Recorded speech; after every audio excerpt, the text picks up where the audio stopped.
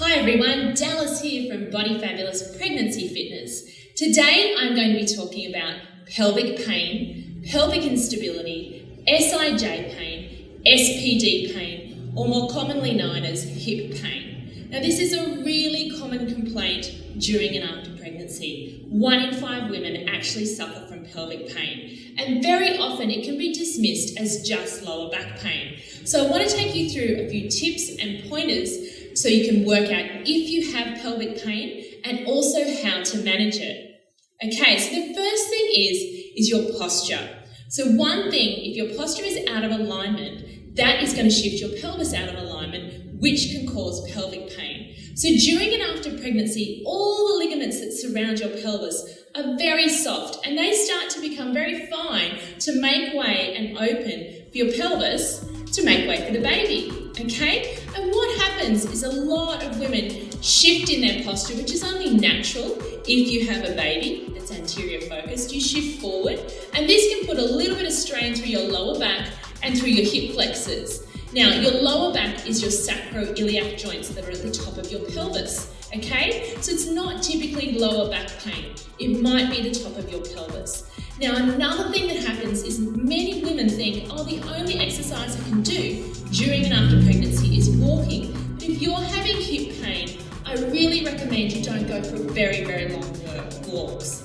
Nice, gentle, short walks are fine, but please don't go on, 1 hour power walks, because what happens, that pelvis is widened, the ligaments are soft and fine around the pelvis, I like to say almost like spider webs, and as you walk, your pelvis is floating and it's shifting back and forward, and these ligaments are very fine and they become inflamed.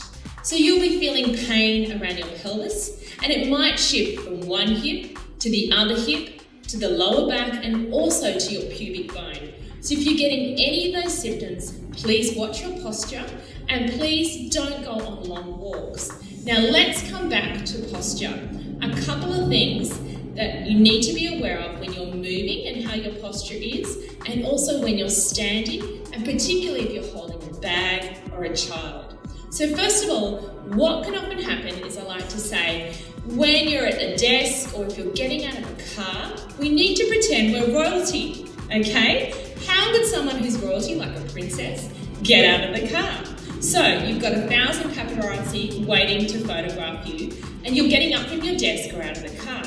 What you're going to do is make sure your feet stay hip width apart.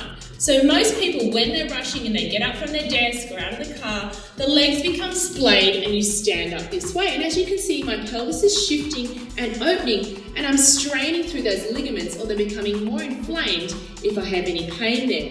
We're going to sit back down, make sure shoulders over hips as we sit back down. Now what you're going to do, if you're getting out of the car, is actually shift your legs or up from your desk.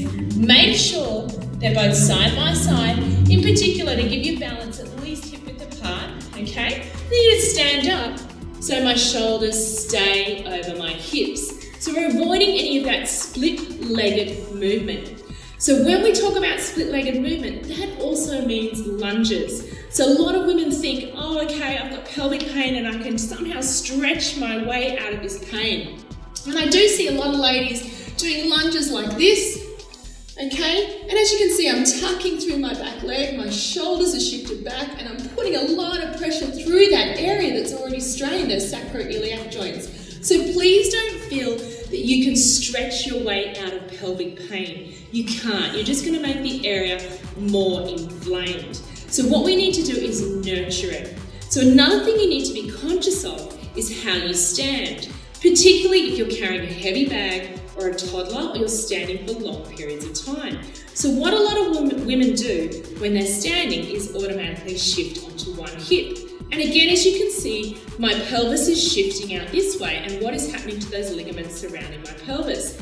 They're again getting stretched and becoming more inflamed, because again, we're trying to stabilize that pelvis that is shifted and opened to make way for your baby and is still going to be out of alignment post-birth. So if you're holding a heavy bag, or even just naturally, I know we all stand like this, or you're holding a toddler, I want you to shift back and make sure your shoulders are over your ribs, Your hips are over your knees, and as you can see, my legs are slightly bent.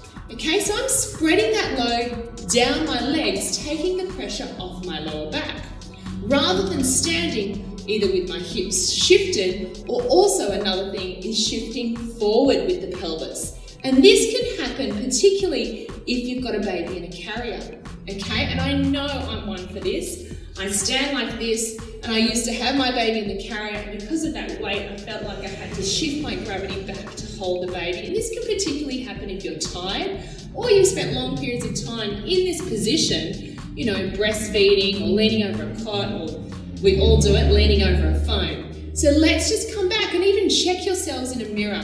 Come back, check in. Are my knees slightly soft? Are my shoulders over my ribs? Am I spreading the load down my legs and not adding too much pressure to my hips and pelvis? So that's all we need to remember.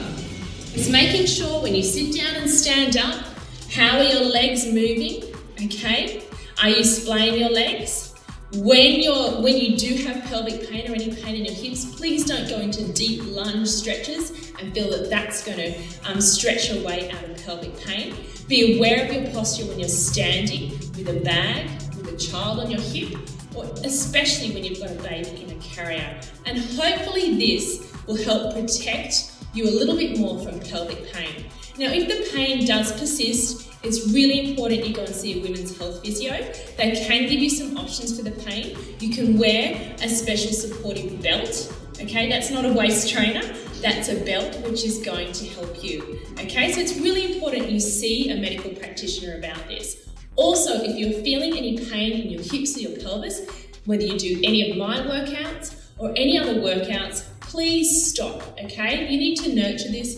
It can get incredibly uncomfortable. I've met a lot of women who really struggle to walk up and down steps, who struggle to roll over in bed, okay? Because their pelvic pain becomes so uncomfortable.